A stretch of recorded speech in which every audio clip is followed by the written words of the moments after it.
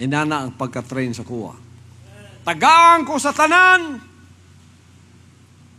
Pagkahuman kalit-kalit, kwaon ang tanan. What is your reaction?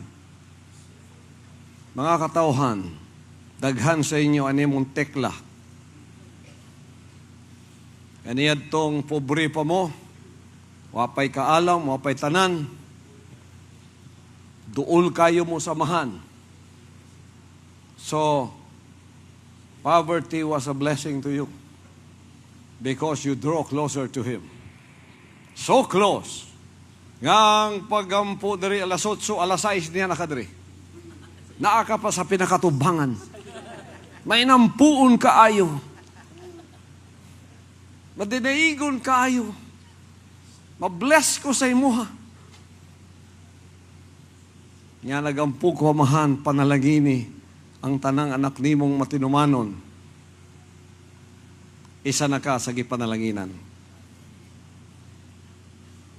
From poverty, hinahina yung amahan na nalangin sa imuha. Financial. Naka-eskwela na imong mga anak sa JMC.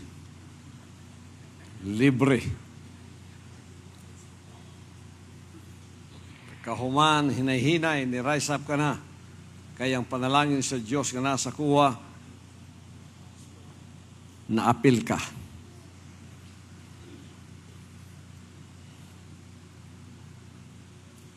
Nagkaroon ka gamayng business ni Dako. Wow, proud, kingdom citizen.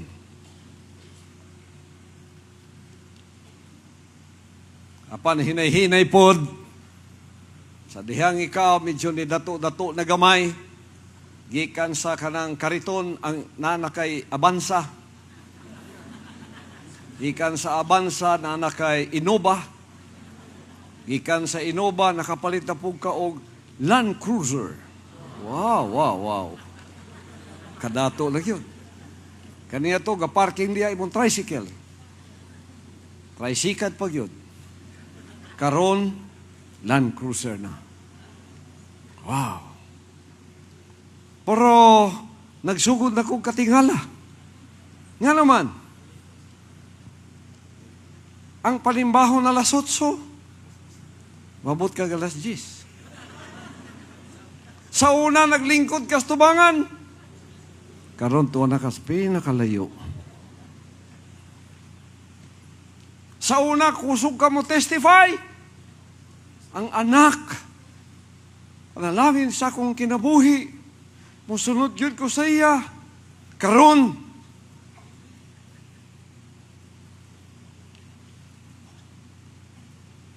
ang anak, gigamit raman na para budato ko. Pagkadato na ako, na'y kwentang anak. Ako na rin kaugalingon. Paresto nga ako igagaw sa Amerika nga. Ingon siya nga, nganong mga lagad man ko? Nganong pasalamatan man ako ang Ginoo? Sa gwapo na akong balay, sa gwapo na akong sakyanan, o sa kaalam nga niya sa kuwa. Ako may nag-eskwela. Ako'y nagtuon. Ako may naningkamot sa trabaho. Ako'y nagsweldo. Ako'y nakapalitog balay. Gano'n siya may akong pasalamatan? Akong pasalamatan, akong kaugalingon.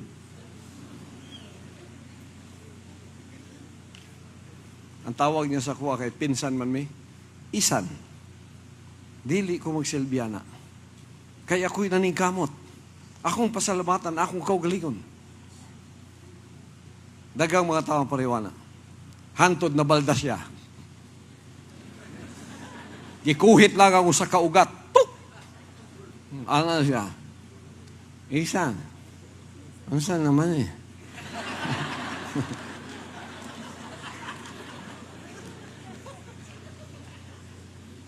Balikta sa katong matinumanon nga member dere. Karon kamal nagkwarta. Daghan na kaig panalangin. Naka-eskwela pag yun siya. Pagkahuman, siya mismo nag-eskwela og business management. Samot na kadakuwang atay. Tungod kay naguswag siya, ang Sunday, wala na siya. Sa una na siya, tapos wala sa likod, pagkatapos wala na. asa man si Sister Kwan. Busy man ang Sunday, pastor, daghan man customer, basta may negosyo. Busy man ang Sunday. Di man pwedeng wala ko dito kay daghang kayong customer.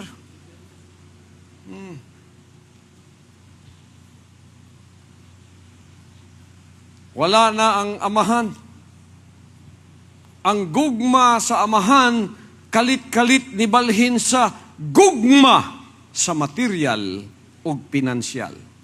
Easily, the love of God that He has from the very beginning now has transitioned and transferred into the love of money, into the love of self, and into the love of material things, and into the love of career. Priority na ang mga anak. Priority na ang kaugalingon. Priority na ang tanan. Tekla na siya. Mamisita ka sa ilang balay, kung doon ay member ng pobre-pobre, mamisita kaya bilag igsuon nila. Pag abre sa pultahan, duha ka Doberman ang mugukod sa imuha.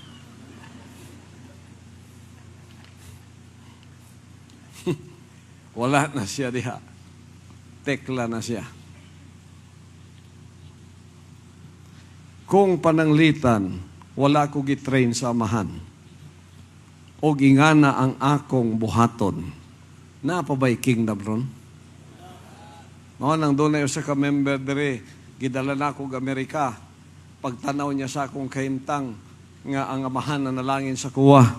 Ingnan gyud ko niya. Pastor, kung ako sa imong kahimtang, wa na'y kingdom ron. Kung ano man, siya di makaya. Di makaya ng imong kahimtang tanan na sa imo, pero tuman lang yapon ka. Pagbalik na mo sa Pilipinas, tinuod yun na insulti. Gipauswag lang siya gamay. Nawala siya. Wala na siya sa pagalagad ron. Namayi. Ang business, gibalik niya, isupply sa bayi. Wala na siya. Tama siya. Mao nang gipadalhan mo og anak nga dili alanganin.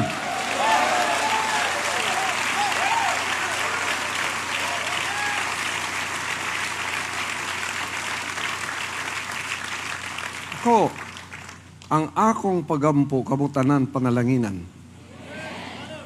Pero dunay curse of prosperity and success if you are not careful. You will forget Him. Pareha si Tekla. Member na dere. Pagkatapos nakita to samahan, kay gihigog mapaman samahan ang iyang kalag, hinay-hinay, gikuha sa iya ang panalangin. Ingon ng amahan, you don't deserve it. Hinginan ko samahan, my son, I'm sorry, I cannot bless her. See, if I pray for your blessings and you don't deserve it, you will have a swell head and you will forget Him who is the source of all of your blessings. And He even is the source of your health. And He even is the source of your life. Hindi mo na siyang kalimtan. Para mabalik ang iyang kalag. Hinay-hinay, gibankrupt ang iyang negosyo. Ang iyang natunan sa business management, bisan ng sao niya gutingkay, wala na magsilbi. Kasamot siya kabankrupt. Yang mga anak, nawala na. Namuring na. Hinay-hinay na watanan sa iyaha. Kadugayan, nakitan na po na ako siya. Naanapod sa simbahan. Primero, tuwa dito sa likod. Kadugay nagpaduol na. Blessings di ay ang poverty sa mga dili angayan sa panalangin. So, bisan anak di ay ka sa amahan, depende sa imong pagkaanak kung saon nimo paggunit sa prosperity ug success. Kung makadaot na sa imo, tanggalon sa amahan na tanan ug ibalik ka kay mas mahal ang imong kalag.